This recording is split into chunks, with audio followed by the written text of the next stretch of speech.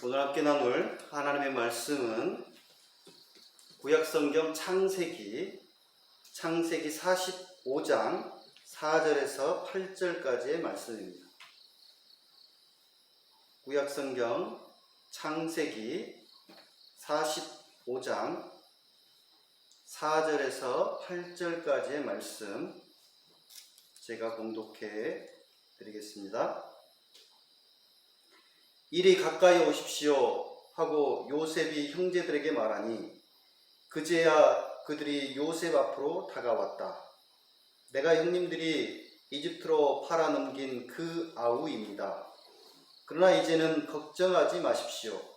자책하지도 마십시오.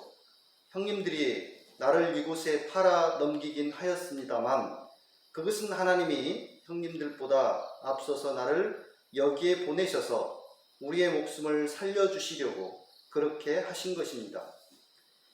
이 땅에 흉년이 든 지 이태가 됩니다. 앞으로도 5해 동안은 밭을 갈지도 못하고 거두지도 못합니다. 하나님이 나를 형님들보다 앞서서 보내신 것은 하나님이 크나큰 구원을 베푸셔서 형님들의 목숨을 지켜주시려는 것이고 또 형님들의 자손을 이 세상에 살아남게 하시려는 것입니다. 그러므로 실제로 나를 이리로 보낸 것은 형님들이 아니라 하나님이십니다. 하나님이 나를 이리로 보내셔서 바로의 아버지가 되게 하시고 바로의 온 집안의 최고 어른이 되게 하시고 이집트 온 땅의 통치자로 세우신 것입니다. 오늘 이 자리에 함께 하신 우리 모든 교우들에게 주님의 은혜와 평강이 가득 임하시기를 기원합니다. 우리는 어제로 광복 75주년을 맞았습니다. 1910년 8월 22일 대한제국 내각 총리 대신 이완용과 제3대 조선 통감이었던 데라우치 마사타케가 한일 합병 조약을 체결한 이후 조선은 35년간 일제의 식민지 상태에 놓이게 되었습니다. 그리고 1945년 8월 15일 일왕 히로히토의 항복 선언으로 우리는 드디어 해방을 맞게 되었습니다. 나라를 일본에게 식민지로 뺏겼다라고 하는 사실, 그 사실을 굉장히 우리는 수치스럽게 생각합니다. 한동안 일제 식민지 36년이라는 이야기를 했습니다. 근데 근래 들어서는 36년이라고 표현하지 않고 35년이라고 합니다. 1년을 그렇게 줄인다고 해서 과연 우리들이 그 수치감이 더 덜할 것인가? 저는 꼭 그렇게 생각하지 않습니다. 우리는 일제에게 분명히 나라를 식민지로 뺏긴 것, 그 자체를 부인할 수도 없고 그것은 틀림없는 사실입니다. 사실 조선은 1905년 을사늑약을 통하여서 이미 국권을 상실하였습니다. 외교권을 상실했습니다. 외교권을 상실했다라고 하는 것은 이미 나라를 뺏겠다는 이야기나 다름없죠. 그리고 1894년부터 95년까지 2년간 이어진 청일전쟁. 일본이 이 나라에 와서 제 멋대로 전쟁을 청나라와 한 거 아닙니까? 그리고는 그 뒤부터는 군대를 계속 주둔시켰던 거 아닙니까? 그런데도 조선 정부는 어떻게 할 수가 없었습니다. 내정 간섭을 계속 그 이후부터 본격적으로 하는데 속수무책이었습니다. 그래서 사실 우리가 일본에게 나라를 뺏긴 시점은 1910년이었는지는 모르겠으나 사실상의 식민지 상태는 그보다 이전이었다. 그렇게 볼 수도 있지 않을까 싶습니다. 지금 우리는 많은 세월이 흘러버렸기 때문에 아마 제 생각에는 80대 이하, 80살 이하의 사람들은 일제강점기 상태를 경험을 아마 해보지 못하는 사람들입니다.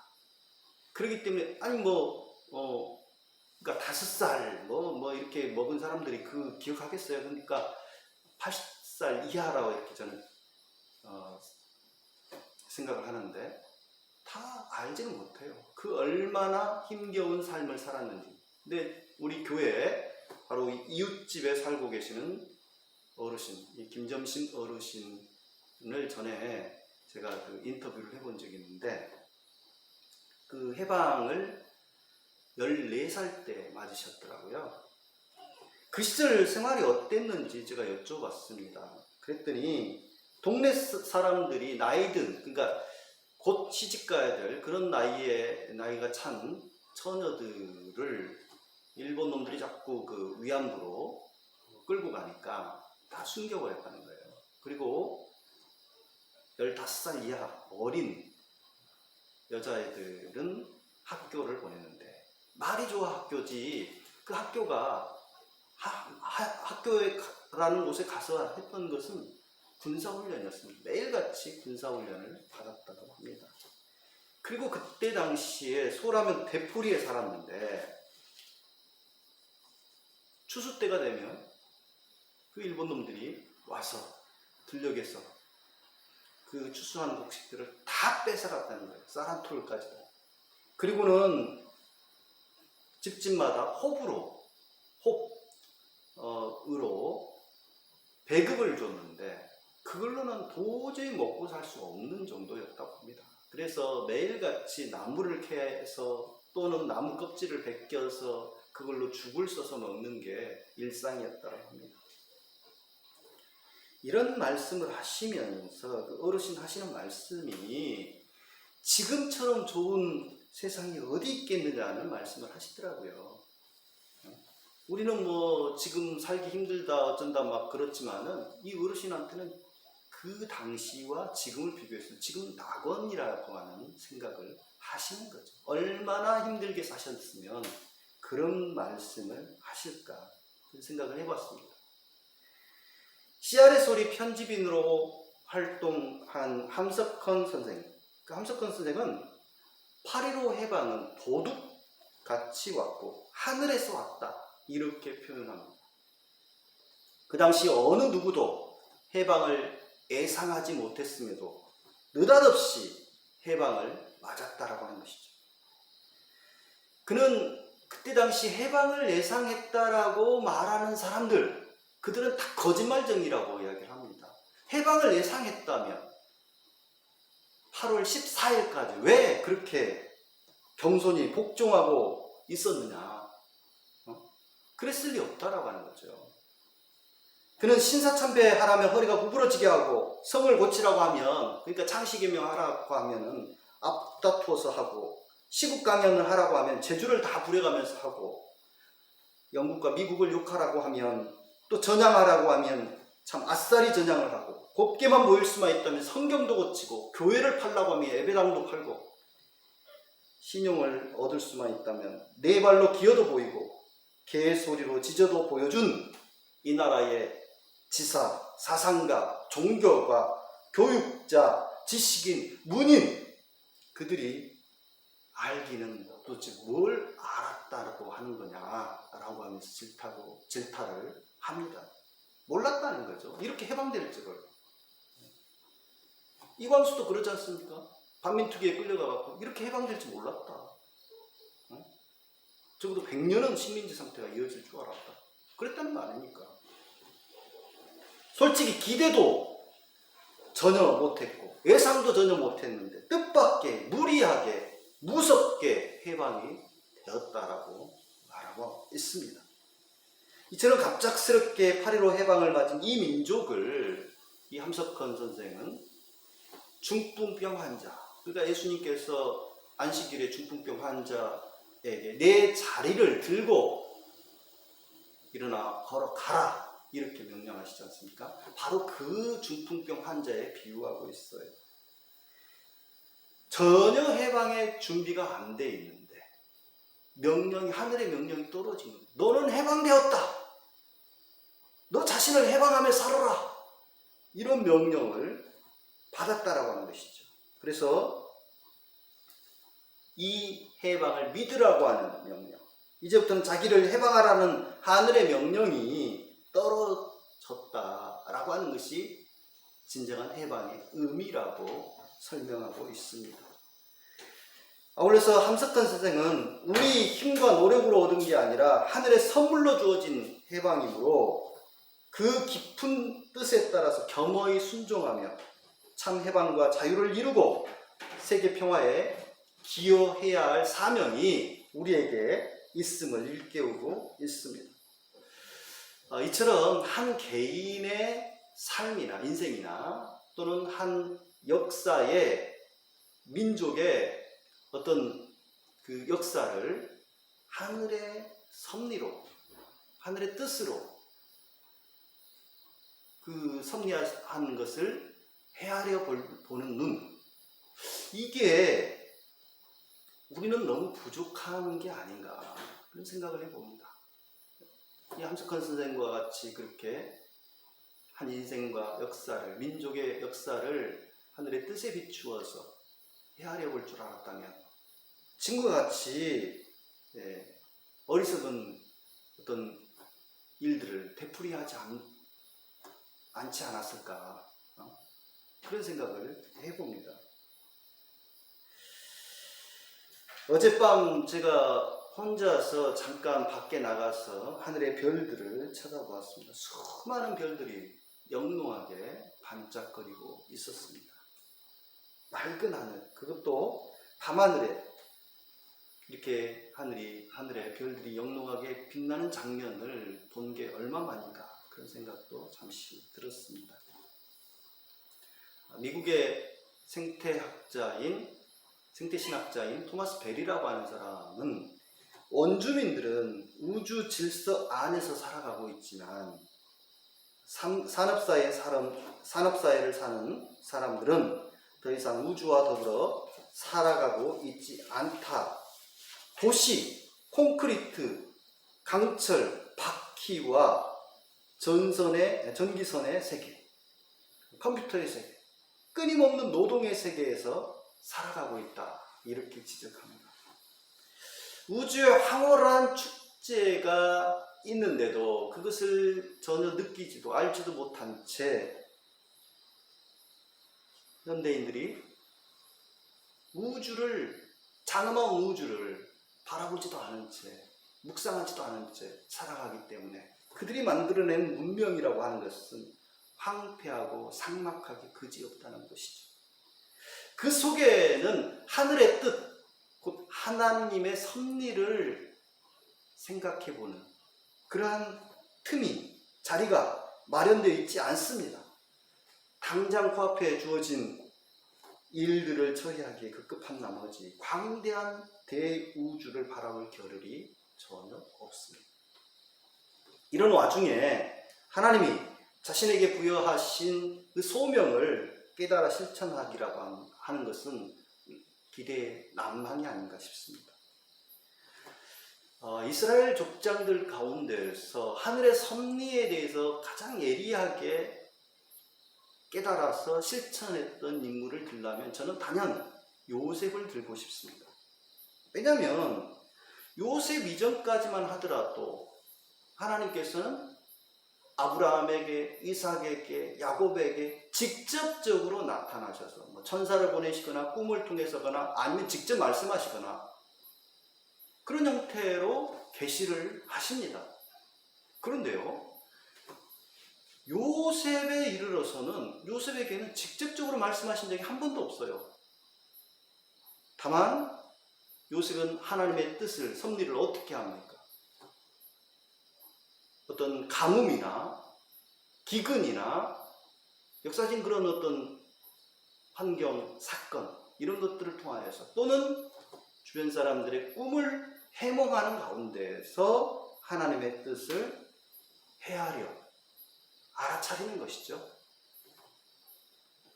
이것은 우리 현대인들과 요셉의 별 차이가, 그러니까 상황 자체는, 조건 자체는 별 차이가 없는 것 같습니다. 하나님께서 직접적으로 우리 현대인들한테 계시를 하시는 경우는 거의 찾기가 어렵습니다. 그렇지만 우리 시대에 사건이 없느냐? 많은 사건들이 벌어지고 있습니다. 이전에는 전혀 경험하지 못했던 그러한 기후변화랄지 뭐 이런 사건들도 일어납니다. 근데 요셉은 그런 것들을 그냥 허투루 보내지 않고, 흘려보내지 않고 그 속에서 하나님의 심오한 섭리를 깨달아 알아차리고 그것을 그 하나님의 뜻에 따라 순종하는 삶을 겸허하게 이어나갔다라고 하는 것이죠. 그래서 족장들 가운데서 요셉이야말로 가장 예리한 하나님의 촉수를 지닌 그러한 인물이 아닐까, 그런 생각을 하는 것입니다. 그는 형들에게, 다른 누구도 아닌 형들에게 왕따를 당했고 형들에게 노예로 팔려서 이집트까지 흘러 들어갔습니다. 그래서 노예 생활을, 비참한 노예 생활을 하게 됐는데 그것도 부족했는지 억울한 누명을 쓰고 감옥에 갇히게 되었습니다. 언제 풀려날지 모를 그런 아주 절망적인 상황에 놓이게 되었습니다. 근데 그 감옥 안에서 만난 이집트 파라오의 두 관리들이 있었지 않습니까? 떡 맡은 관원장, 술 맡은 관원장.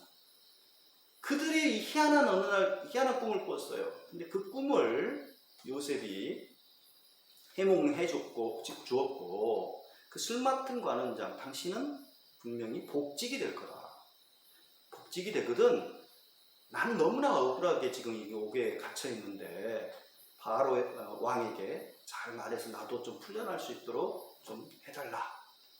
그러니까 당연히 그렇게 하긴, 나 복직만 된다면 당신도 풀려날 수 있도록 그렇게 반드시 이야기해 주겠다. 이렇게 약속을 했음에도 어떻게 됐습니까? 복직이 됐어요, 실제로. 그 술 맡은 관원장. 그런데 막상 복직이 되니까 요셉을 까맣게 잊어버립니다. 그 정도로 요셉이라는 존재는 안중에 없는 존재예요. 한참은 노예, 히브리 노예. 그를 누가 기억을 해주겠습니까? 그런 세월이 무려 2년이나 이어집니다. 2년 동안이나 요셉은 기억되지 못한 채 그렇게 감옥 안에서 하염없는 세월을 보내야만 했습니다.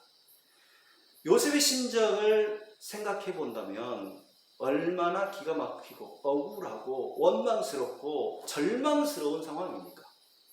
그런데 요셉은 그 가운데서도 절망하지 않고 자신을 통하여서 이루어지는 하나님의 섭리를 생각했던 것으로 보입니다. 나중에 요셉이, 오늘 본문이 이제 바로 그 본문인데요, 자신의 형들을 만났습니다. 그래서 드디어 자신의 정체를 드러내고 이야기를 하는 장면입니다. 그런데 그 요셉은 형들을 만난 이후에 안가품하지 않았습니다. 안가품이라고 보기에는 너무나 작은, 그냥 골탕 먹인 정도? 그것도 형들의 상태를 떠보기 위한 행동 정도였습니다. 그래서 형들의 자루에다가 자신의 그 은잔을 넣어놓고 또 돈꾸러미를 넣어서 형들을 떠봤던, 그거밖에 없는 거죠. 요셉 자신은 자신의 정체를 형들에게 드러내면서 말합니다. 형들은 나를 이곳에 팔아 넘겼지만 그것은 하나님이 나를 먼저 이곳에 보내 목숨을 살리시려는 것이었습니다. 그런 말을 합니다. 5절과 7절에 두 번 반복을 하고 있어요. 비슷한 이야기를. 그러면서 이것은 형들이 나를 팔아 넘겨서 이렇게 내가 이집트에 흘러 들어온 것이 아니라 이건 하나님의 배후에 섭리가 있었다. 그런 차원의 이야기를 하고 있는데, 이것은 형들이 듣기는 그냥 자신들 듣기 좋아라고 하는 소리로 들었던 것 같아요. 나중에 야곱, 그러니까 그들의 아버지 야곱이 죽고 나서 형들이 아주 비상이 걸려버립니다. 왜? 이제 아버지가 없으니까 요셉 반드시 자신들에게 안갚음을 할 것이다 라는 것 때문에 굉장히 두려움에 떱니다. 그때 요셉이 형들의 그 걱정하는 것을 보고 울면서 다시 이야기합니다. 형님들은 나를 해하려고 하였지만 하나님은 그것을 선으로 바꾸사 오늘과 같이 많은 생명을 구원하게 하셨습니다 라고 이야기를 합니다. 이처럼 요셉은 굉장히 신선한 인생 역경을 겪었지만 그 역경 속에서 이루어지는 하나님의 깊은 배후의 섭리를 깨닫고 그 뜻에 순종하면서 살았던 것을 알 수 있습니다. 섭리라고 하는 말은 라틴어 프로비데오에서 나온 말입니다. 이 비데오라는 말이 그게 바로 여기서 라틴어 프로비데오에서 또 나왔다고 합니다. 이 말의 의미는 미리 보다, 마련해주다 이런 의미가 있는데요. 우리 인간의 시야는 너무나 비좁습니다. 또 인생 자체가 기껏해야 100년밖에 안 되기 때문에 그 기나긴 역사 속에서 이루어진 일들을 깊이 성찰할 틈이 없는 사람들입니다.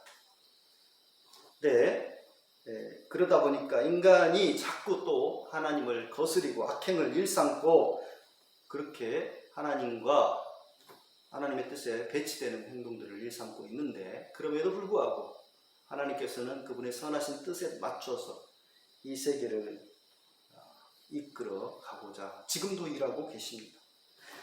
사도 바울이 말씀합니다. 하나님께서는 미리 아신 사람들을 택하셔서 자기 아들의 형상과 같은 모습이 되도록 미리 정하셨으니 이것은 그 아들이 많은 형제 가운데서 맏아들이 되게 하시려는 것입니다.